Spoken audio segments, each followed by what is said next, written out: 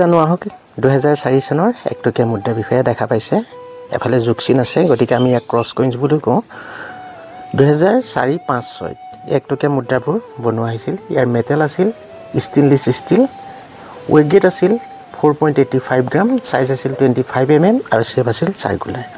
তো 2004 চনৰ এনেকুৱা যদি এটা একটকীয়া মুদ্ৰা আপোনাৰ হাতত থাকে ইউএনসি কণ্ডিশ্যনত তাৰ বৰ্তমান সময়ত মূল্য কিমান জানেনে 2004 চনৰ এটা 1 টকা বৰ্তমান সময়ত মূল্য হৈ আছে 1000 পৰা 1500 টকাৰ ভিতৰত ইউএনসি কণ্ডিশ্যন হলে আৰু কণ্ডিশ্যন যদি লো হয় তেও আপোনাৰ মোটামুটি 500 টকাৰ পৰা মূল্য